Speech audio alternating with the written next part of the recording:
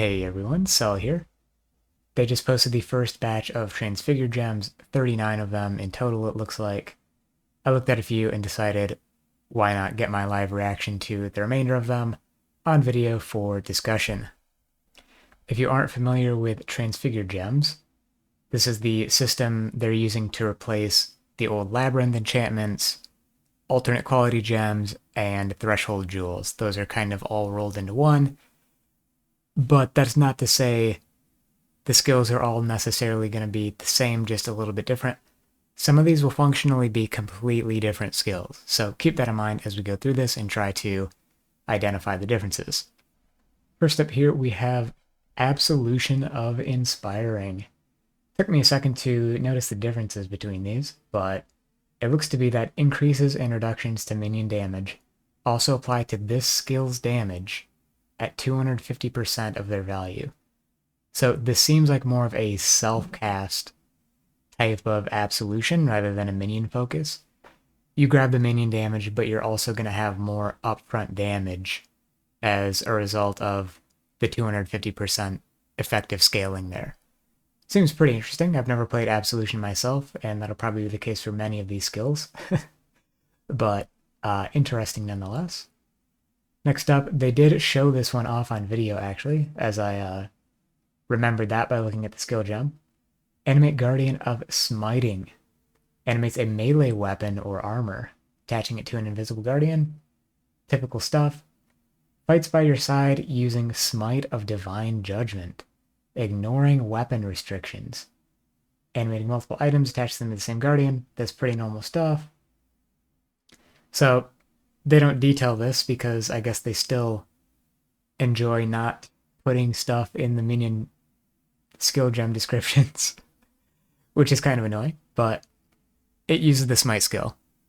You will be getting some kind of aura bonus out of this, is what we can infer from that. It's not clear whether Smite of Divine Judgment is that much different than Smite. We might actually see that at some point here. Guess not, because I don't think I see Smite in the list here, but Smite of Divine Judgment is probably a Transfigured gem that we can use. So once we have more detail on that, we'll know what that's all about. But it seems like an interesting take on Animate Guardian, just by way of doing a little bit different of a thing than it normally does, which is interesting, because if more of the power is baked into the Animate Guardian gem, rather than the gear you're giving it, that makes it a lot nicer of a skill. You don't have to worry as much about what's on it. If it dies, no big deal, because you're probably using it mostly to get that Smite of Divine Judgment. Next up, we have Arc of Surging. Now, this one makes me realize the interesting thing is that we haven't been seeing the level 20 gems necessarily. And they've already shown this one off, but the number of beams, enemies, the beam would split towards was 4, which is pretty low. Here at level 20, 20 quality, beam splits towards 9 additional targets. I'm guessing at least some of that is coming from quality, maybe 1 or 2. Modifiers to the number of times to chain instead apply to the number of targets the beam splits towards. So instead of doing the sequential arcing, you'll hit 1 target and then immediately split to 9 additional targets. Not sure how I feel about this one personally. It seems like it loses a lot of utility and potential damage. Actually, let me check this. Okay, so it is actually higher damage than Arc, which is the important thing to note about some of these Transfigured gems. Look at the damage effectiveness and damage of Arc base gem versus the Transfigured gem. About 1100 top end and 120 damage effectiveness. This one has about 21, pushing 2200 top end, 230% effectiveness. Crit is the same because crit's going up on the base gem to 6%. So that's an important thing to note. You know, it's not strictly worse for single target because it's losing the chain and the damage multiplier. It might still be, but it seems like it's going to be competitive kind of regardless with the base skill gem. Next on, we have Arc of Oscillating. Return the caster to a nearby target or target enemy. Each time the arc chains, it will also chain a secondary arc to another enemy, but this secondary arc cannot chain further. This is kind of the opposite of the last one.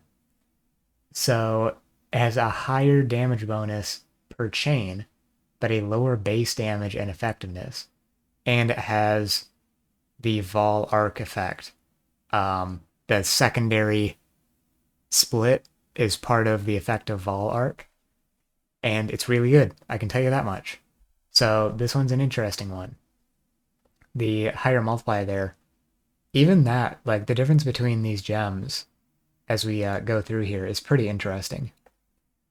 Just the damage effectiveness and base damage differences, in my opinion at least. Next we have Barrage of Volley Fire. This one's pretty basic.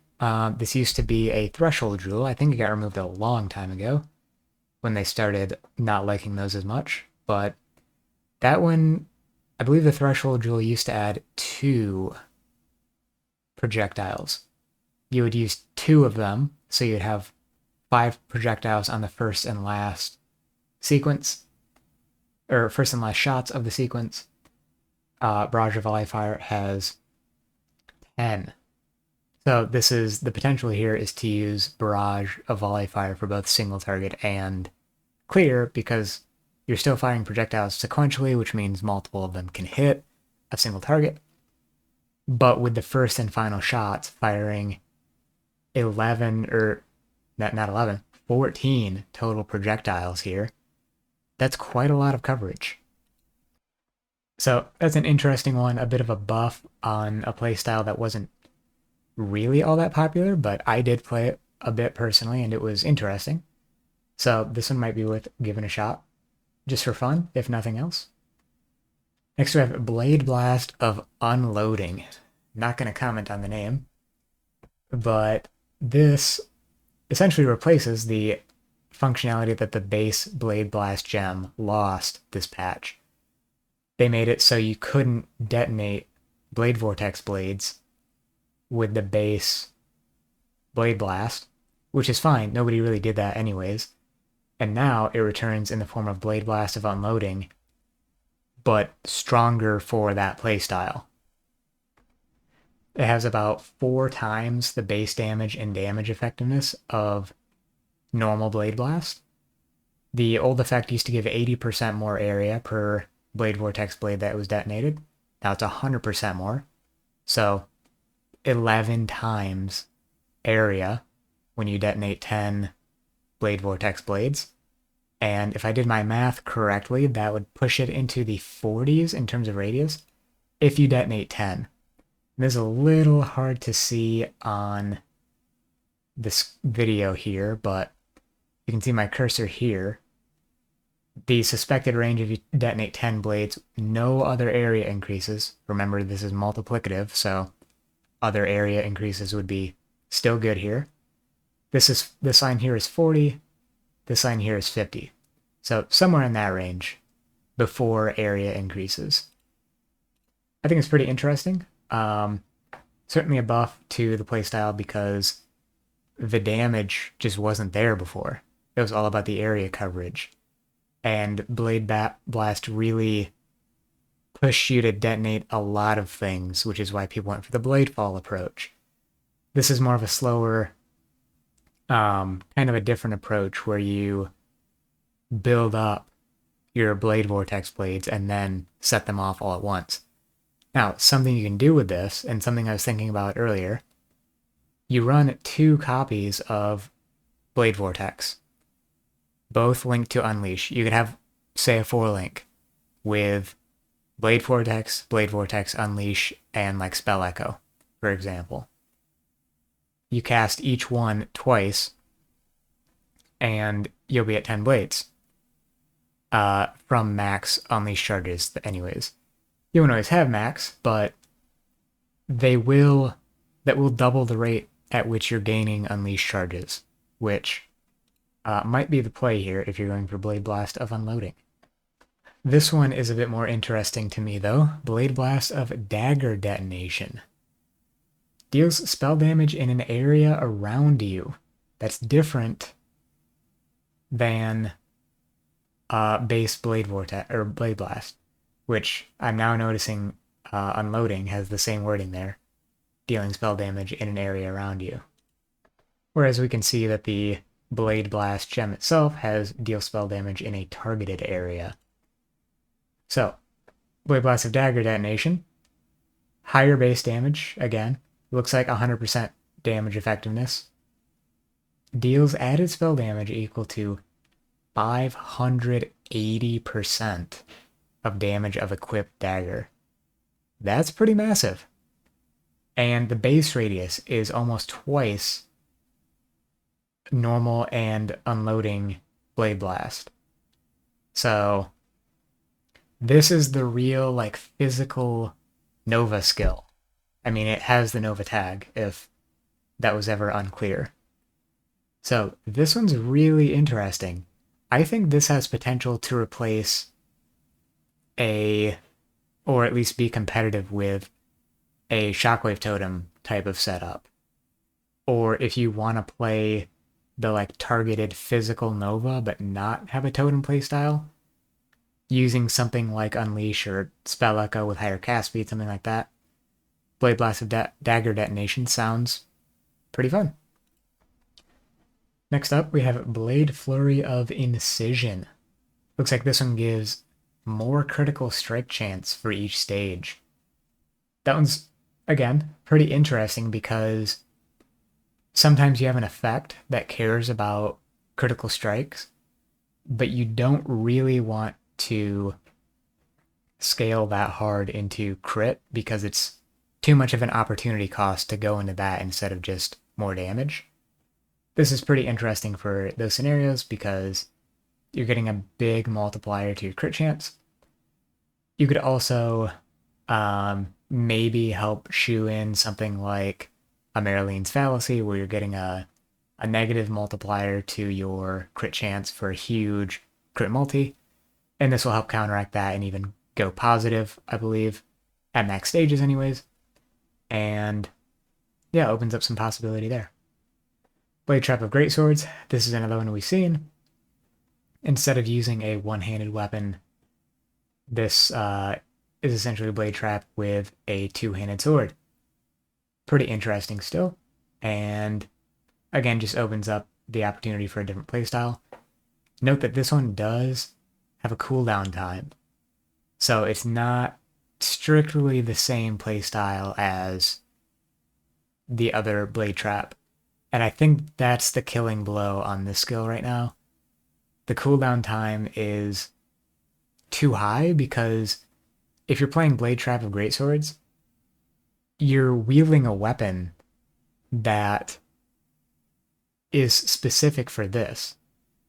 Maybe you're playing a two-handed build and this is just a supplemental damage kind of deal, kind of like what people are doing with Seismic Trap right now. That remains to be seen. Not really super excited about the cooldown. I'd much rather see this become like its own playstyle, but at the same time, Blade Trap is already there for that, and it kind of gives it some identity to be even more different than the base gem by having that cooldown. Blade Trap of Laceration. Haven't seen this one yet. Looks like a bleed-focused Blade Trap. We compare the base damage, 140 there, 180 there, only 96 on the base gem here. And if you're like, okay, why don't you just use this one because it's got much higher base damage? Well, it only rotates one time. So this is fully leaning into the bleed style of Blade Trap. And the interesting thing to note here is that if you make an enemy bleed with Blade Trap, and they die, it counts as your kill, not the trap's kill, because it's a damage over time effect. So there's potential to play a Blade Trap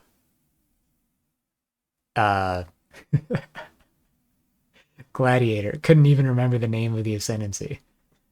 So yeah, it wouldn't be that good, I don't think, because you're literally throwing one trap. It's kind of just like more AoE to have the explosion, because it's not going to propagate at all, but Still, this one's interesting. 79% more damage there.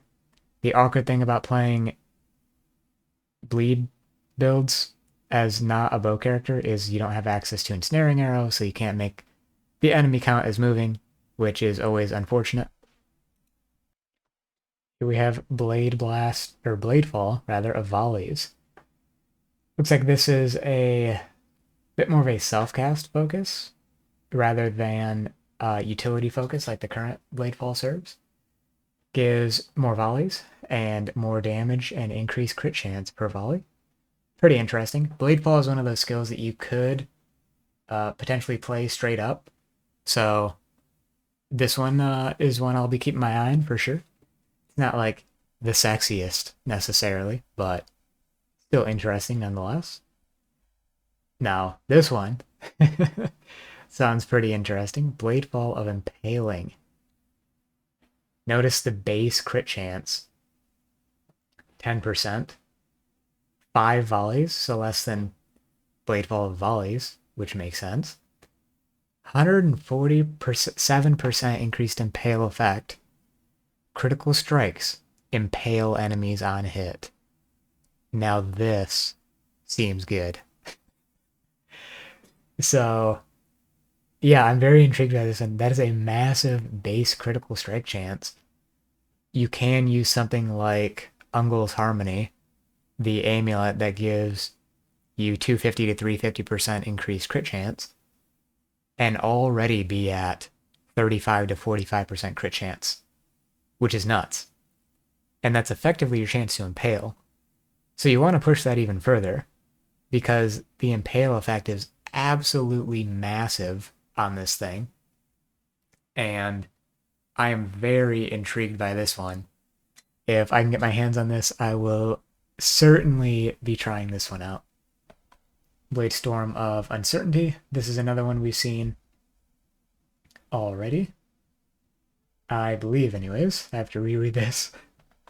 Yep, first line here creates a random Blade Storm. This is one of the alt quality effects that existed before that you had to scale up if you really wanted 100%, but now it's completely random.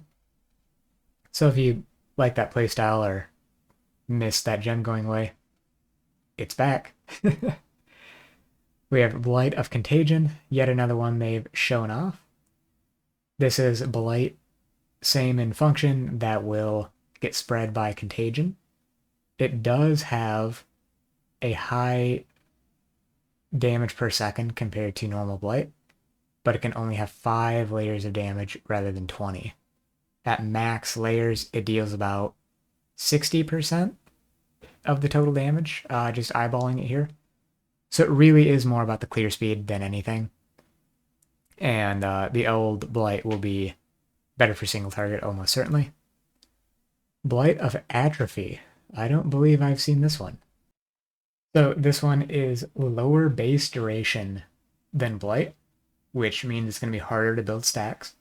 Has higher secondary duration. It keeps the Hinder effect, which is 80% reduced movement speed. And also gives 80% reduced life regen. The damage and max stacks are the same, but again, it'll be harder to get to max stacks because it's got half the base duration. Maybe less than that even, because this one's already at 20 quality.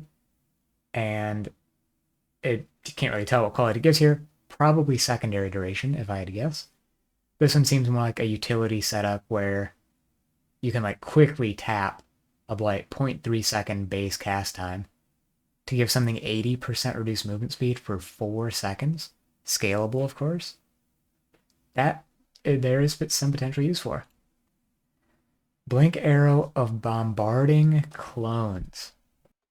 This is one of the 2 Blink Arrow ones they have on the League announcement page.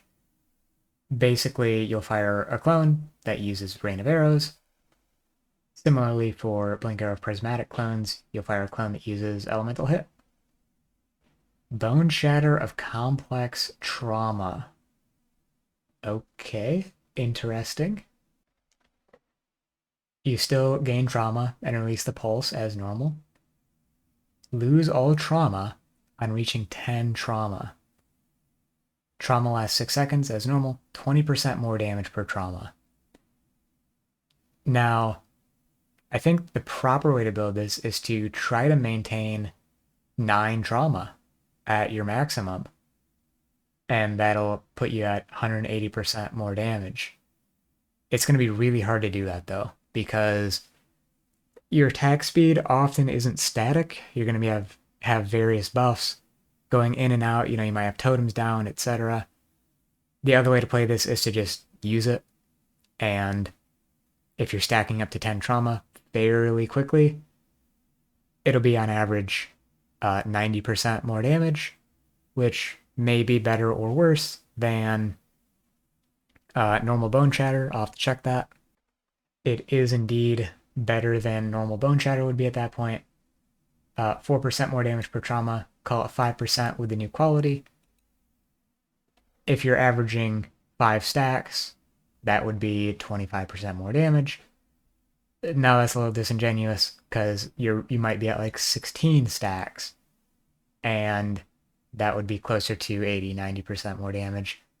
So I think you'll really be rewarded for playing this one on a more optimized build, trying to hit that 180% more damage breakpoint. Now, it deals significantly more damage to you per trauma. 497 versus just under 200 for normal Bone Shatter. But we'll have to see how the damage multiplier and the damage taken scale with gem level, because it's possible you can sit at a lower level, lose a bit of damage, but also lose a lot of damage taken. There's potential for that. Bone Shatter of Carnage. This one doesn't have trauma, I guess. Attack enemies with a forceful melee strike. Stunning an enemy with the strike releases a damaging pulse. Higher base damage. If we look at either of the other Bone Shatters, reduce enemy stun threshold, 39% chance to double stun duration, and more AoE per stun duration. Instead of 15 per 0.15 seconds, it's 20 per 0.1 seconds, with the same cap of 400%. So, yeah, this one might actually be decent for clearing. I guess we'll have to see how much the trauma actually impacts the damage in a clear scenario, because it's kind of more of a single target ramping thing. You're jumping around using Leap Slam, losing trauma charges all the time. That said, sometimes you run into a tanky rare and need to build up some trauma to get some more damage, and you won't be able to do that with this. So we'll have to see. Notably, neither of these are the old alternate quality trauma attack speed scaling effect, which I know some people are going to be pretty miffed about.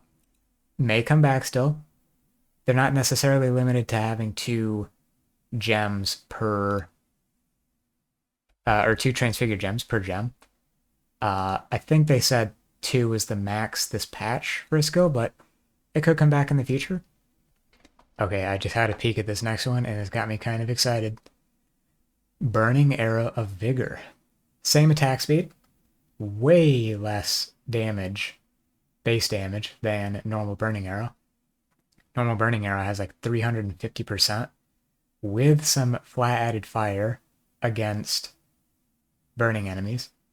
But Burning Arrow of Vigor deals added fire damage equal to 24% of maximum life.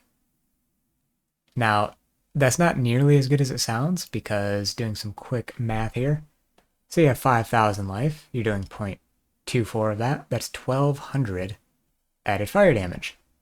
Now, say you had 250 added fire damage from the gem before, multiplied by the damage effectiveness, that would be 875. That still is a gain, but you will be relying more on your life than other sources of flat damage, including your bow, for example. So, in this case, it's definitely interesting. We'll see if anybody can get up to something funky with this in the league, with the life-gaining warlock type ascendancy, but it seems interesting. Ooh, Caustic Arrow of Poison. So, Poison Caustic Arrow, already a build. This looks like it leans into that a little more heavily. There's no Caustic Cloud that gets left. It's not a damage over time skill, but it comes in with some flat chaos damage. I don't know if the base gem has that, but the chance to poison here is pretty nice. Makes it easier to cap that off whenever you're making a poison build. It's definitely useful to have some chance to poison built in. So, pretty nice. I think it might see some use. Cleave of Rage. This is another one they went over on the live stream, I believe. So it requires both an axe and a sword, rather than one or the other, or both. So you have to dual wield to use this. And it gains radius per rage. Gain 2 rage if the skill hits any enemies. Ooh. Honestly, I went into this thinking this isn't going to be that good. That is potentially a lot of rage gain because it's not rate limited. You'll know that a lot of the sources of rage have a limit on how often you can gain it. Like every 0.3 seconds, one rage every 0.3 seconds, or one rage every 1 second, or 1.2 seconds. This is 2 rage per hit. I'm guessing this works with multi-strike. So you might just become a rage machine using Cleave, which might help a lot with Berserk uptime.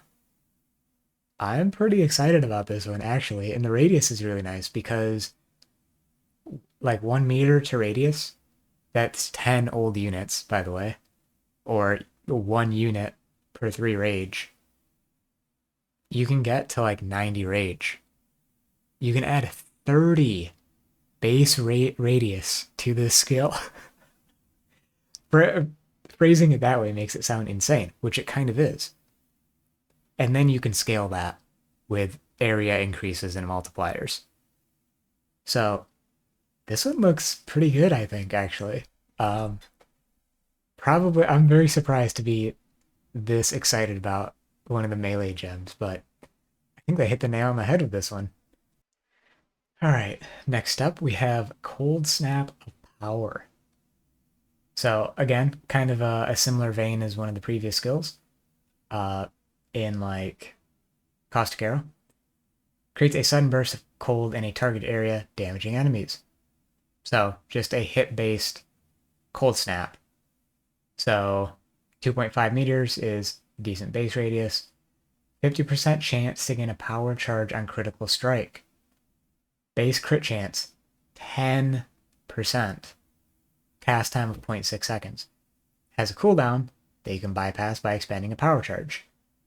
So with 50% power charge on crit and 10% base crit chance, this one looks pretty juicy, actually. It's one of those scenarios, again, where if you told me hit base cold snap, I might be a little skeptical on how good they could actually make that. This looks pretty solid, though, all things considered. I like how fast and loose they are with some of the adjustments here, like the crit chance. Because even a normal gem is going to have like 4 to maybe 7 or 8 crit chance. 10 is just massive, same as the Bladefall example before. So, very interesting. Consecrated Path of Endurance has a cooldown, 80% base attack speed, 180% effective damage. Not sure on the original numbers on those because I've never played Consecrated Path. Slams ground at a targeted location, as usual. Create an area of consecrated ground. The cooldown can be bypassed by expending an endurance charge. Deals up to 30% more damage to closer targets, that's normal. 10% more AoE and attack damage per endurance charge. This one's pretty interesting as well. The trouble with this is, unlike the Cold Snap, doesn't have built-in charge generation by the looks of it. So you've got to have some kind of solution there, whether you're playing like Juggernaut or have some other means of doing so. So that's pretty interesting.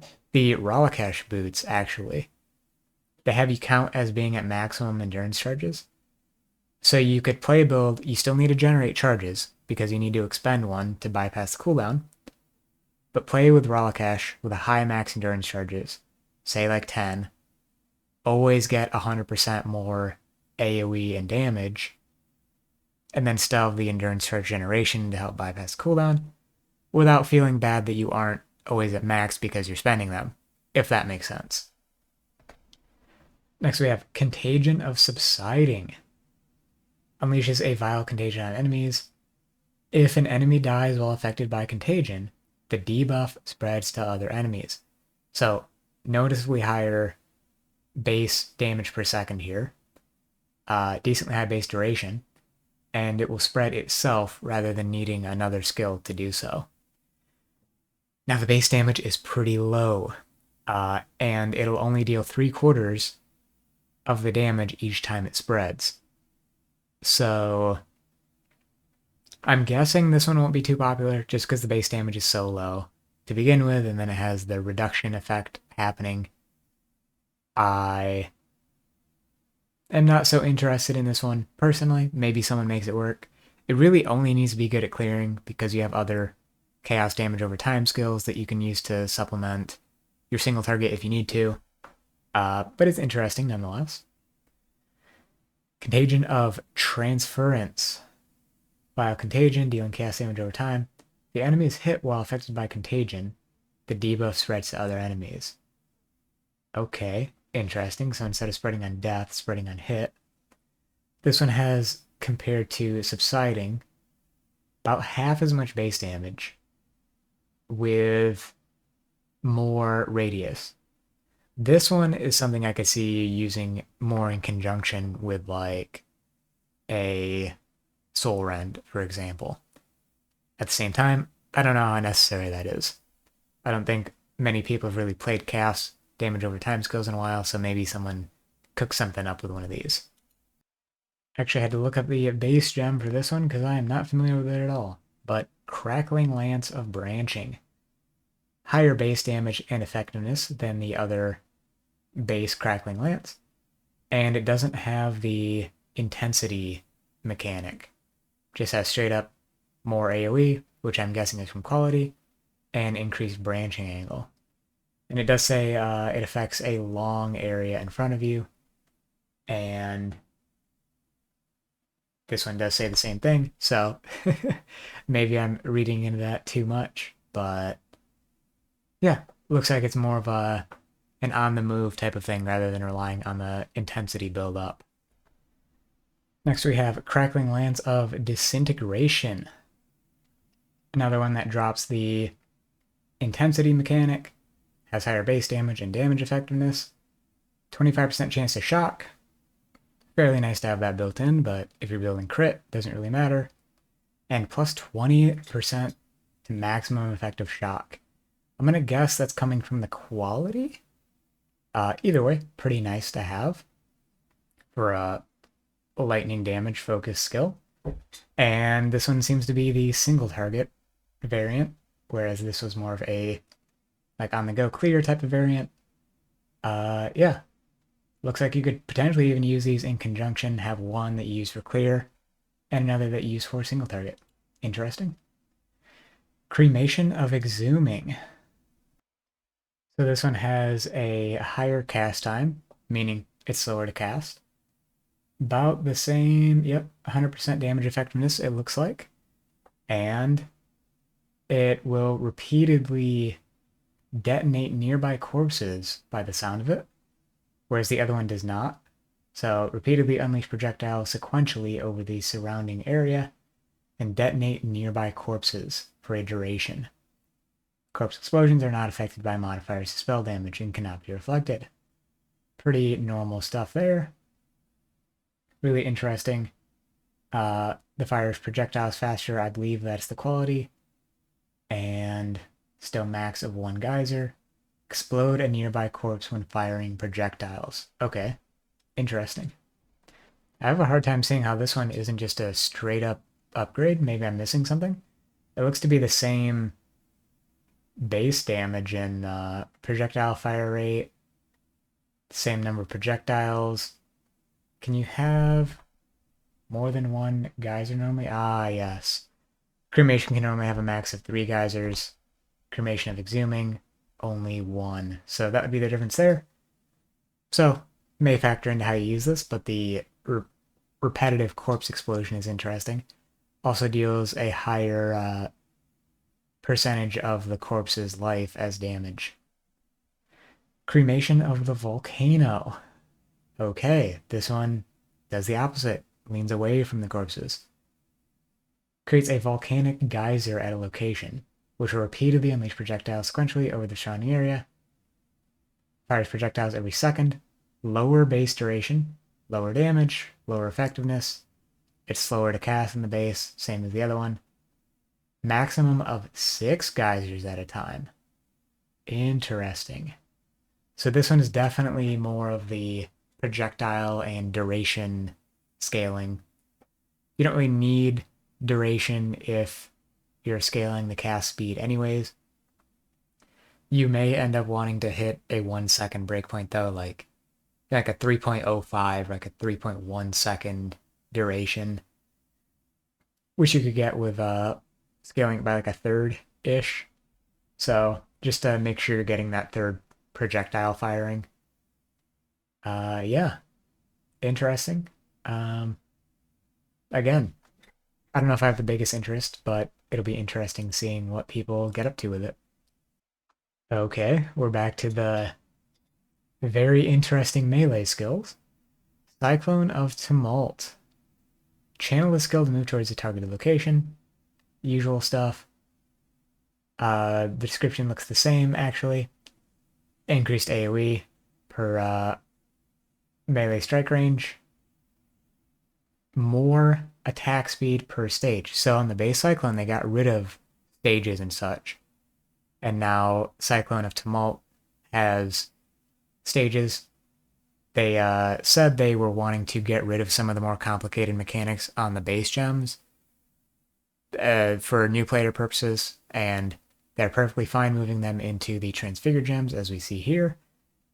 Less movement speed per stage, max of 6 stages, but more attack speed. So at 6 stages, you're going to have 60% less movement speed, but 150% more attack speed.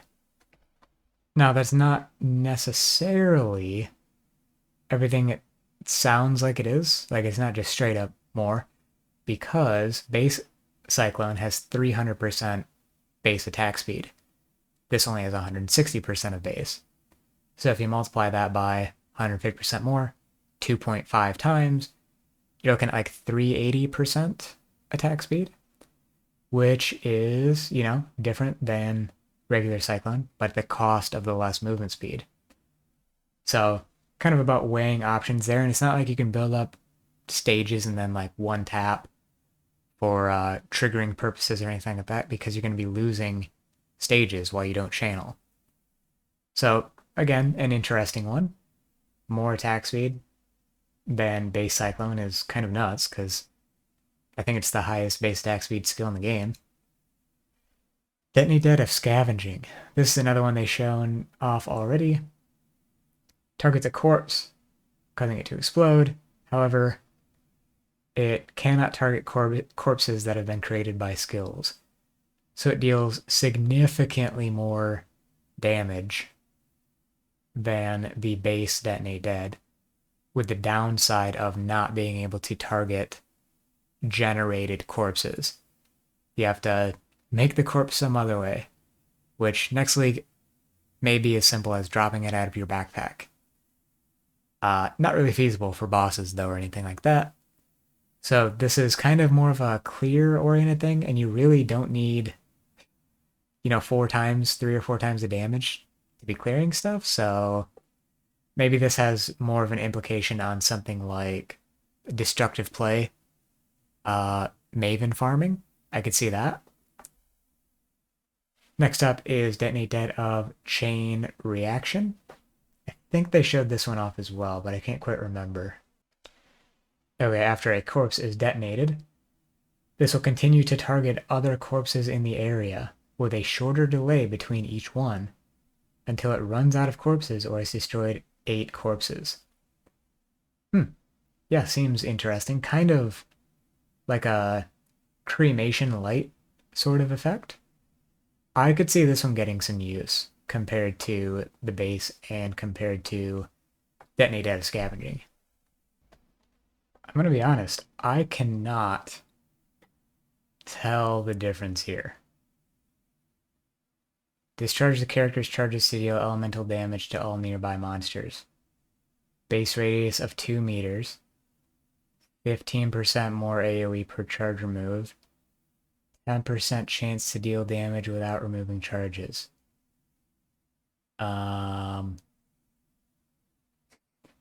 Discharge of Misery, because you're sad, it deals less damage than the other one, I guess.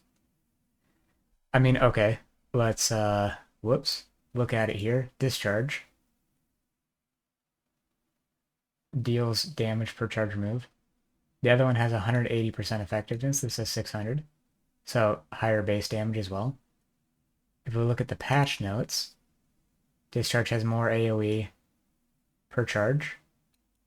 Same as that one. Quality gives 10% chance to deal damage without removing charges, which is what this one has. The other one has base radius of 3 meters, or 30 of the old unit. This one only has 2.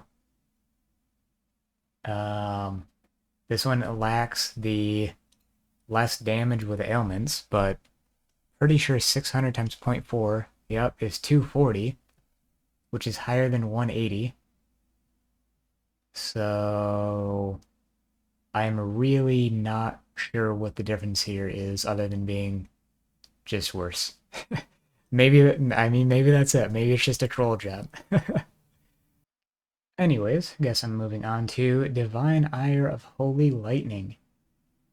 Let's see here. Still a channeling skill. No drastic changes there. Looks like the normal gem. I'm not as familiar. Oh, damages 14 nearby enemies when you gain stages. The other one is like 5, I think. I do have it pulled up over here. Damages 5 nearby enemies when you gain stages. So more of an AoE focus, perhaps. Divine Ire of Disintegration. Again, same suffix as Crackling Lance over here. Let's see. Modifiers to area of effect do not affect this skill. That's new, right? Let's see. 39% increased beam width, which is right off the bat. Beam deals more damage with hits and ailments per stage. Isn't that normal? Yes. But the hit number is higher. Just 240% more damage with hits per stage after the first. Interesting. I'm not sure how the math works out there. It's like 2160% versus 2000. But is the base damage different? Yes. The base damage and damage effectiveness is a lot higher on Disintegration. So again, more single target focused. Don't know how it would be in terms of AoE because I'm not super familiar with the skill yet again. Dominating Blow of Inspiring. Same deal as the Absolution, same suffix. Increases introduction to minion damage applied to this skill's damage at 250% of their value. Kind of unclear to me. I have to assume that doesn't mean the melee or the minions get 250% effective damage from minion damage increases. I assume that's just for the melee whacking people with a sword type of damage. Still though, I guess that's kind of interesting. Could help out if there aren't any other drastic changes, which I don't know, there don't really seem to be. So maybe if you need more of a front-loaded damage to get the ball rolling on this or Absolution, Those could be handy. Double Strike of Impaling. Killing blows cause impales on enemies to reflect damage to surrounding enemies. That's pretty nice. This could be potentially good for clear. I am pretty into that one. It's kind of a lesser known good effect, I guess. And the innate impale chance and effect are pretty nice as well. Double Strike of Momentum. There's 2 fast strikes with a melee weapon. Gaining stages, which causes skill to attack faster. All stages are lost when you move. Now this is interesting because the more stages you have, the faster you gain stages. Feeds into itself. Up to 140% more attack speed at max stages. That is pretty nuts. If we look at the other double strike here, 80% base attack speed, 140% base damage. The other double strike, or the base double strike gem is the same way. If you have 95% of the base damage, but we're getting 140% more attack speed at max stages, that means at max stages, you're dealing something like 62% more DPS than the base gem. Not accounting for the built-in physical damage, which this one does not have. The other one doesn't either. I guess I'm so used to seeing it that I normally gloss over it, but that's something to note if you're looking at attack skills. I don't know if Cleave has base damage, but I assume so. They kind of give everything a little bit in the past. So yeah, that's about it. I mean, so far, the big winners for me would be Cleave, because I think it's really interesting. Bladefall of Impaling, I think people are going to be really excited for that one. And some of the cremation ones look interesting. Animate Guardian, potentially really good as well. Other than that, just some generally interesting stuff. Oh, Blade Blast, both of them are pretty interesting to me, actually. So yeah, let me know down in the comments if any of these look interesting. I'm assuming very few of you would have made it to this point in the video, but if you did, much appreciated.